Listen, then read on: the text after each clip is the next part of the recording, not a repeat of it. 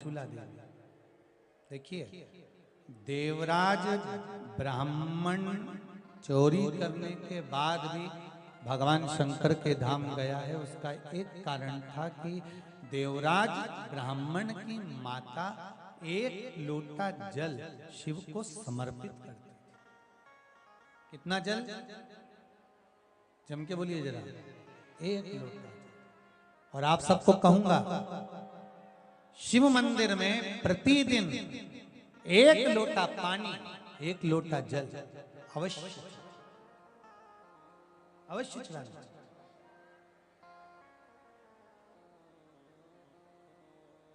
एक लोटा पानी भगवान शंकर को अवश्य। क्या होता है?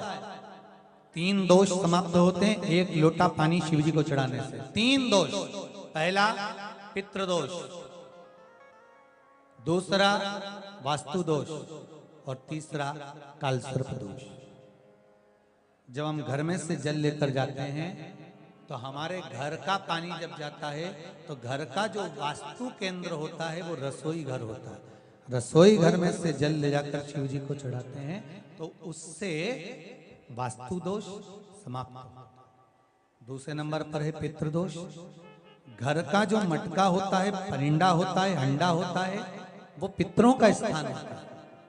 उस पितरों के स्थान पर जो जल भरा होता है उसमें से अगर भाग भगवान शिव को चढ़ाया जाए तो पितरों का देवता आर्यमा भगवान शंकर के कहने पर चलता है। इसलिए वो भाग जब शिव को प्राप्त होता है तो आर्यमा संतुष्ट होकर पितरों को भी फल प्रदान करता है। तीसरे नंबर पर कालसर्प दोष। भगवान शंकर को एक लोटा पानी अगर चढ़ा रहे हो, भगवान शिव पर एक लोटा पात्र जल का अगर चढ़ा रहे हो तो आपका कालसर्प दोष समाप्त। कालसर्प दोष होता कैसे? शंकर भगवान का चढ़ा हुआ जल तुलसी जी में चढ़ाने से पत्रिका में कालसर्प दोष हो जाता है। जैसे माँ जो होती है ना, घर की जो माँ होती है, अगर गर्भ में बच्चा है, गर्भ में संतान है, और वो शिव जी पर अगर एक लोटा पानी जैसे शंकर जी पर जल चढ़ाया, थाली में सारे भगवान को निला लिया, गणेश जी, देवी जी, शंकर जी, सारे देवताओं को एक ही थाली में रखकर स्नान कराकर वो शंकर का चढ़ा हुआ जल जब चढ़ाया जाता है तुलसी जी में ले जाकर लोग डाल देते हैं, उससे जो बच्चा जन्म लेता है उस बच्चे की पत्रिका में कालसर्प दोष आ जाता है।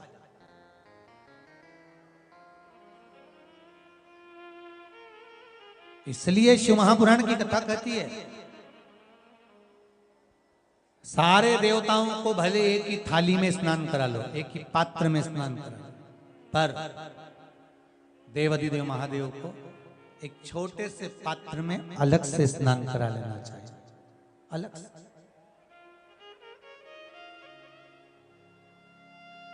और उस पात्र का जल शिव जी को समर्पित करा हुआ जल तुलसी जी में नहीं डालना। तुम्हारे घर में जो पौधा हो, जो पौधा हो आपके घर, आप उसको उसमें समर्पित कर दो। जैसे बेलपत्री चढ़ाने के बाद जल चढ़ाना या जल चढ़ाकर बेलपत्र चढ़ाना। एक पत्र है, बड़ा सुंदर है, छोटा सा भाव, प्रश्न अच्छा है, आप सबके हित का।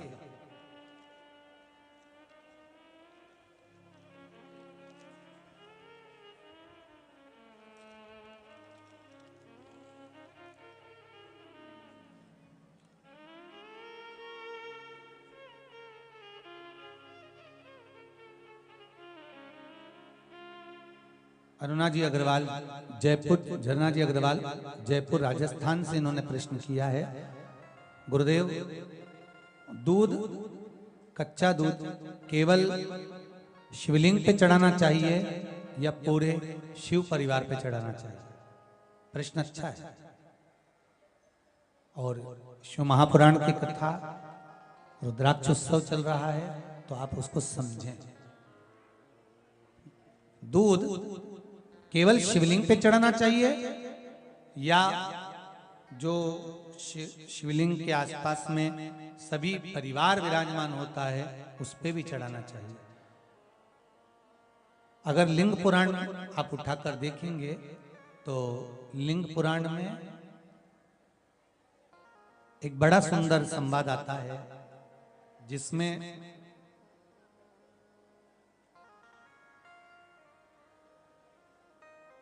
पीले कलर के शिवलिंग का वर्णन आता है। सफेद, लाल, पीला और काला, ये शिवलिंग का आपको पहले वर्णन करा। ब्राह्मण सफेद मट्टी का शिवलिंग बनाता है, वैश्य पीली मट्टी का शिवलिंग बनाता है, क्षत्रिय लाल मट्टी का शिवलिंग का निर्माण करता है, शूद्र काली मट्टी का शिवलिंग का निर्माण करता है। काली मिट्टी के शिवलिंग का निर्माण करता है। ये जो वर्णन किया गया है कि उसमें लिंग पुराण के अंतर्गत एक पीले शिवलिंग का वर्णन आता है कि पीला जो शिवलिंग होता है उस शिवलिंग का भाव कितना सुंदर बताया गया है। उसमें व्याख्यान वर्णन में आप अगर पढ़ेंगे देखेंगे लिंग पुराण के अंतर्गत तो उसमें आता है कि दूध जब आप देव अधिदेव महादेव के शिवलिंग पर समर्पित करते हो तो शिव महापुराण की कथा कहती है, लिंग पुराण कथा कहती है, नर्मदा पुराण, स्कंद पुराण, पद्म पुराण, अग्नि पुराण, सारी पुराणे वर्णन करती है। वराह पुराण, ब्रह्मवेत्ता पुराण, ये जितनी पुराणे सब वर्णन करती है कि जब शिवलिंग पर हम दूध चढ़ाते हैं तो केवल शंकर भगवान के शिवलिंग पर दूध चढ़ा देने से संपूर्ण परिवार पर दूध चढ़ जाता है। अलग से हमें कहीं चढ़ाने की जरूरत नहीं,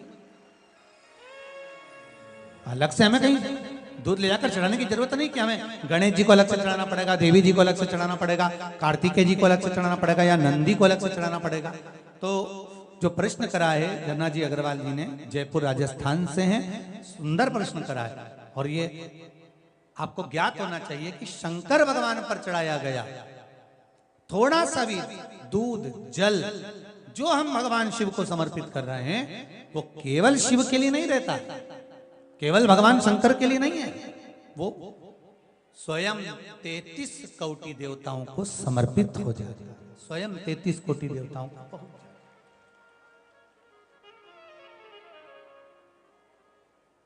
अलग से देने की जरूरत नहीं होती।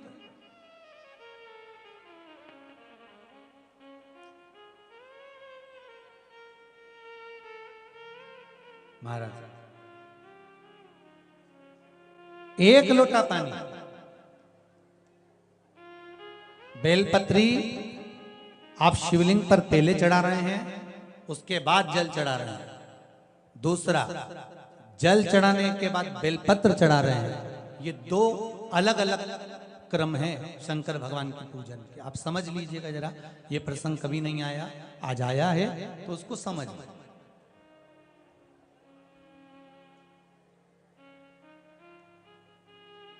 पहले बेलपत्र, उसके बाद में जल जो चढ़ाया जाता है ये रोग मुक्ति के लिए चढ़ाया जाता है। काय के लिए चढ़ाते हैं अपन? रोग के निवारण के लिए, रोग मुक्ति के लिए। जैसे कोरोना महामारी के अंतर्गत अपन सबने स्मरण किया ऑनलाइन शिव महापुराण में कि एक वर्णन किया था कि अगर ज्यादा स्वास्थ्य गड़बड़ हो रहा है तो एक लोटा दूध था और एक लोटा पानी बेलपत्र रखकर फिर चढ़ाने का उस समय पर वर्णन किया था। आप लोगों ने, कई लोगों ने उसको किया भी और उसका लाभ आपको मिला। उसी तरह आप शिव मंदिर में जाकर दर्शन करेंगे तो दो चीजें अपने को दर्शन करने को मिलेगी। एक भक्त आता है शंकर जी के मंदिर में, आलोक भाव से पहुंचते हैं तो पहले वो क्या करते हैं, पहले बेलपत्री चढ़ा देते हैं फिर जल चढ़ा देते हैं। और एक भक्त जो शिव मंदिर में पहुंचता है पहले जल चढ़ाता है फिर बेलपत्र चढ़ाता है।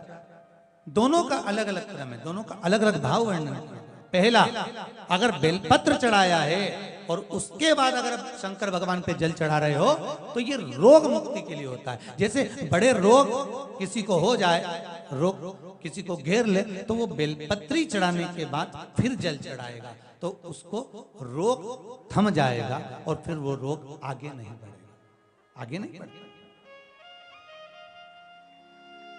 रोगों को थामने के लिए बेलपत्री पहले फिर जल।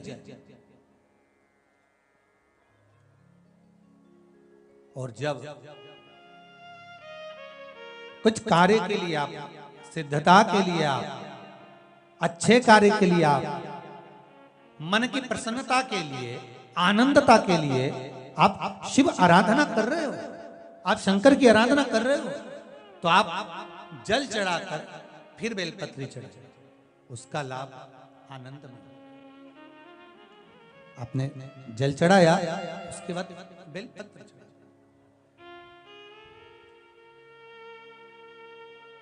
बस एक बात का स्मरण आपको होना चाहिए शिव महापुराण का, कि जब भी आप भगवान शंकर को बेलपत्र चढ़ाते हैं, बेलपत्र समर्पित करते हैं, बेलपत्र समर्पित करते समय प्रयास करा करें कि ये बेलपत्र को जब भी आप समर्पित करें, प्रयास करें कि बीच की जो पत्ती होती है बेलपत्र की, मध्य की जो पत्ती होती है, उसको अंगुष्ठ से पकड़ा जाए। उसके बाद में आप फिर बेलपत्री को शिव पर समर्पित करें, प्रयास करिए। बेलपत्र जो हम भगवान शंकर को समर्पित करते हैं, उसका मध्य जो भाग होता है बेलपत्री का, जो 3 देवताओं का मध्य जो भाग होता है, उसको पकड़कर बेलपत्री को शिव को समर्पित करना चाहिए। पूर्व की कथाओं में यह भी वर्णन किया है कि बेलपत्री की डंडी का मुख कहां होना चाहिए। पूर्व की कथाओं में यह भी बताया गया है कि बेलपत्री की तीनों डंडियों के बीच में, तीनों पत्तियों के बीच में जो खाली जगह होती है, डंडी होती है, उसका क्या महत्व है, ये पूर्व की कथा में पहले बता चुके। पर आज जो क्रम चल रहा है कथा का, उसमें अपन जो समझ रहे हैं वो ये होना चाहिए कि आप किस कामना से जल चढ़ा रहे हैं, आपके जल चढ़ाने का क्रम क्या है। अगर आप रोग मुक्ति के लिए चढ़ा रहे हैं तो पहले बेलपत्र चढ़ेगी, फिर जल चढ़ेगा। आप कार्य सिद्धि के लिए चढ़ा रहे हैं, पहले जल चढ़ेगा, फिर बेलपत्र चढ़ेगी। और यदि कोई विशेष कार्य है आपका, जो आपको भगवान शंकर से जाकर कहना है, कोई विशेष कार्य, जैसे ब्रह्मलोक में ब्रह्मा है, बैकुंठ में भगवान विष्णु है, पर संसार सागर में, ब्रह्मांड में, मृत्यु लोक में अगर कोई देव है तो वो देव अधिदेव महादेव, वो देव अधिदेव महादेव, दूसरा नहीं।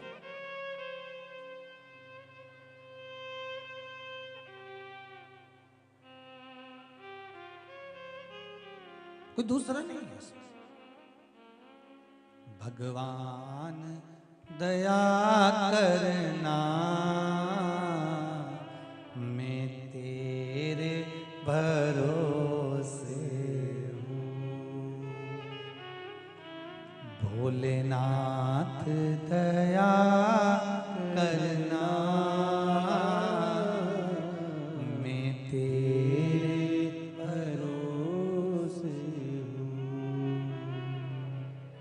ना घर के भरोसे हूँ, ना परिवार के भरोसे हूँ। सब गाइए। ना घर के भरोसे हूँ, ना परिवार के भरोसे हूँ। भोलेनाथ दया करना,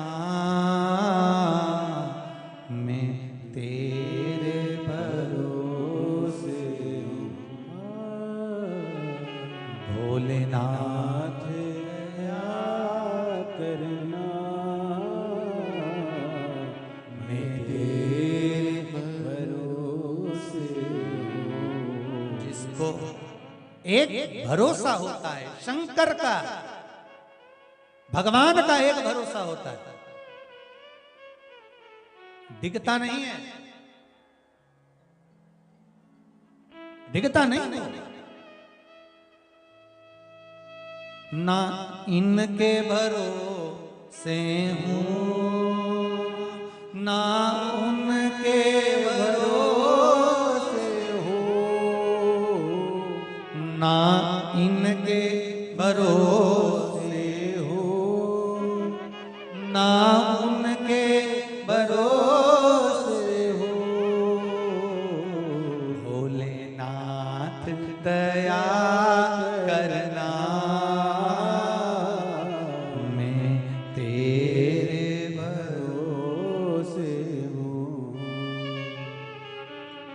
भोलेनाथ दया करना, मैं तेरे भरोसे हूँ। आप किसके भरोसे पर आए हो? जम के बोलो जरा। भोले नाथ के।